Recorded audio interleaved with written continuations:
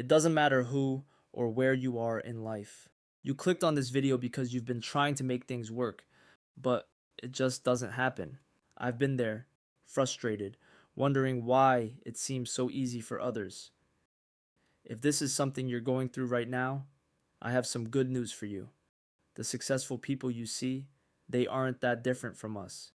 You and I have the same potential to match or even outdo them. I know it may sound too good to be true. How can outworking everyone be easy? It all comes down to the path you decide to take. You want results in life, and the world tells you one thing: you just need discipline. I don't care how good you are in anything. You don't have discipline, you ain't nobody. Right. Discipline is doing what you hate to do, but do it like you love it. You don't have to feel good about it. You just have to keep going. The feeling will pass, but you will remain. You are greater than your feelings. But there is a problem with that. Our brains are wired to go for the easiest options. This comes from our ancestors, who went for what gave them the biggest rewards with the least effort to survive. To be disciplined, we must go against this programming, fighting our instincts and choosing the hard way. But what if there were a way to get results with less effort? There is, and it lines up with your natural inclinations. Each one of us has natural inclinations that shape how we see and react to the world. They are those things we do or think about naturally and constantly. We can simply call it talent. When we go with our talents, we don't have to struggle. It's just who we are. I once read a book that opened my mind to the different types of talents we can have. If you're instinctively curious, that's a talent. If you're competitive, that's a talent. If you're responsible, that is a talent.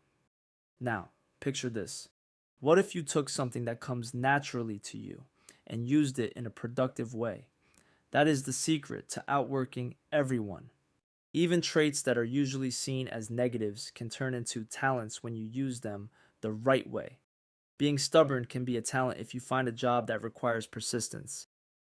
Anxiety can be a talent if it helps you anticipate problems and plan solutions.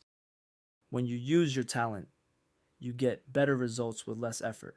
Then you start to get compliments, and it feels really nice, which makes you want to repeat it. Something amazing happens when you repeat an action many times. You become really good at it. Imagine a child with a natural inclination for writing.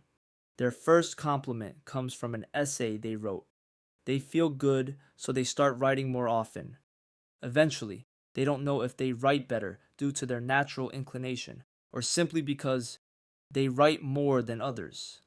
We often feel down and unmotivated because we go after things that don't really fit us, making us put in a ton of effort for average results. One time, I came across a sales job that seemed perfect for me. It fit all my boxes back then. I could do it in my free time since I worked 9 to 7. I had a chance to make more money. And best of all, I could work from anywhere. But I didn't think about one thing. I never stopped to ask if this was the right path for me. The answer came quickly.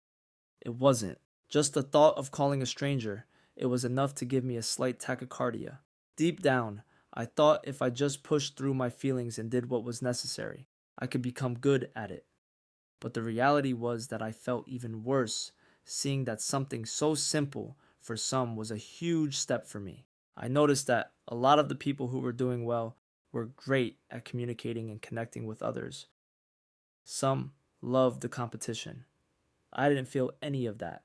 I've always been more of an analytical type. I actually enjoyed just hanging out with my thoughts, and I wanted to find a path where I could use that to my advantage. The truth is that discipline can take you far. Take Muggsy Bogues, for example. He was a basketball player known for being one of the shortest guys in the NBA. He exceeded expectations by standing out in the league, becoming a symbol of determination and overcoming obstacles.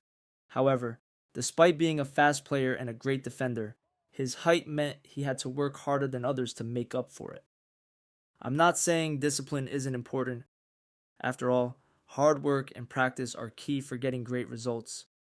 What I mean is that if you pick a path that matches your strengths, discipline gets a lot easier. In school, we're graded on every test, even if it's your weakest subject. But in our lives, we can choose which tests to take.